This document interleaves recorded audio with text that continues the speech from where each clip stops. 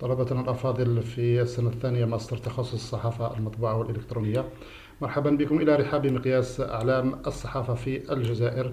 وهذه المحاضرة الجديدة الثالثة أو الثانية من المحور الثالث، والتي نخصصها اليوم لشخصية أبو القاسم محمد الحفناوي.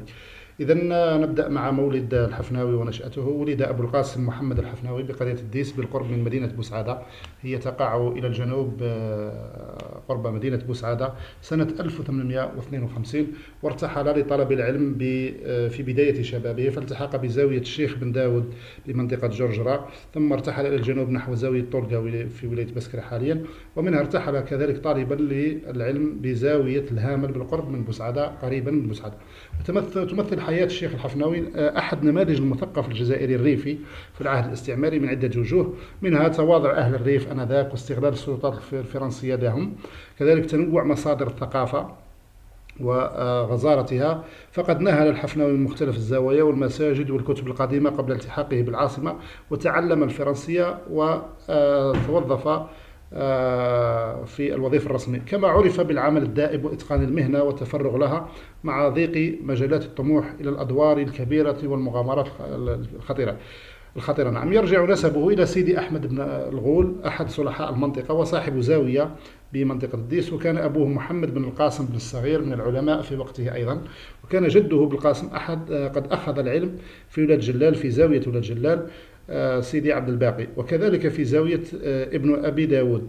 قدمت إليه التقاليد الأسرة والبيئة، ووهبته الطبيعة القاسية حب العلم وحب التجول والبحث عن مصادر الثقافة، كما درس على يد أبيه عدة علوم.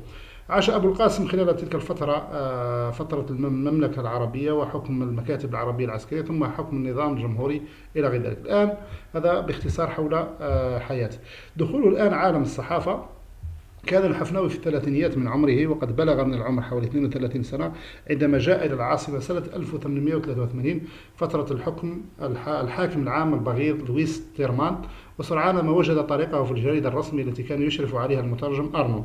ويبدو أن الحفناوي قد حل محل السيد البدوي أحمد البدوي، الذي كان من أوائل الصحفيين الجزائريين في هذه الجريدة.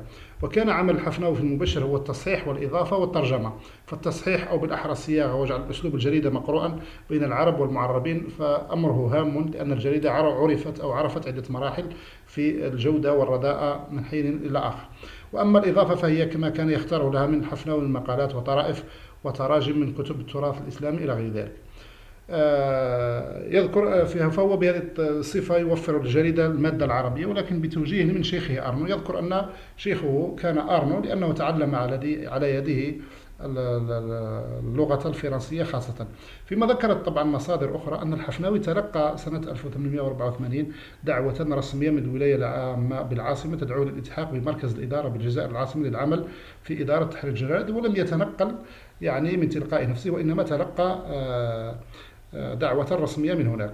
وكان معلمه هو المعالم المستشرق أرنو رئيس المترجمين بجريدة المبشر. ويذكر في هذا الصدد يقول: هو شيخي في العلوم العصرية ومعلم اللغة الفرنسية ومساعدي على طلبها، وبتربيته العلمية والعقلية ارتقيت إلى درجة أفتخر بها.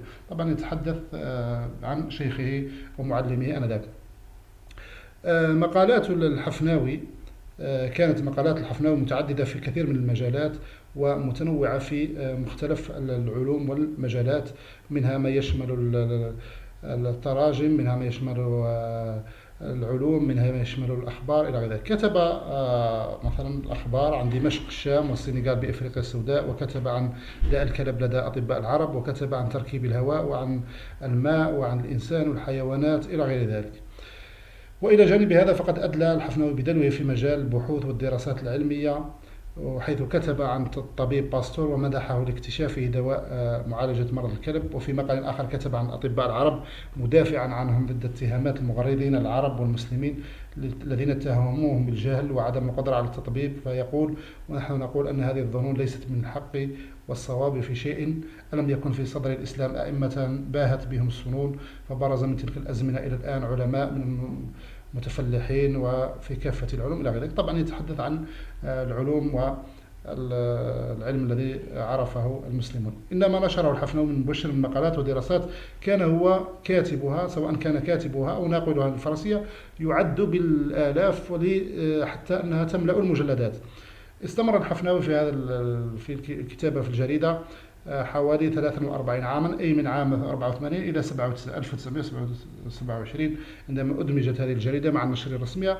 ومع توقف هذه الجريدة توقف الحفناوي عن النشاط الصحفي، لأن نماذج من كتاباته مثلا كتب السيد الحفناوي مقالا طويلا غطى 3-4 صفحات في عدد 1890.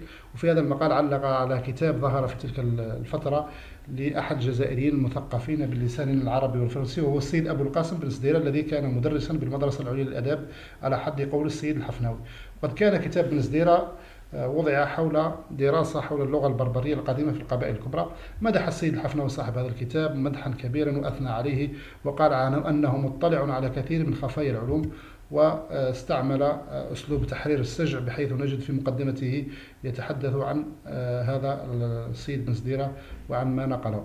كذلك من الأخبار التي كتبها من أخبار السنغال في يناير 88 كتب مقدمة لمقال خبري طويل، بل لتقرير طويل كان قد بعث به قائد عسكري فرنسي من بلاد السنغال، وشرح فيه هذا الضابط رحلة نهرية قام بها أحد الضباط الفرنسيين إلى مدينة تومبوكتو بمالي، وكيف استقبل أهالي البلاد الزورق وراكبيه. ويكون هذا التقرير قد ترجم بالولاية العامة ثم نقله هو حرفيا إلى العربية بأسلوب جميل. ومما قاله فيه: ريثما كنا أمس آخذين بالأخبار الواردة إلينا من كان، إذ بباخرة السنغال أتتنا برسالة بسيطة المقال طويلة الأذيال بطيها سفر الزورق المدعى نيجر إلى تومبوكتو إلى غير ذلك. طبعا يتحدث عن هذه الرسالة.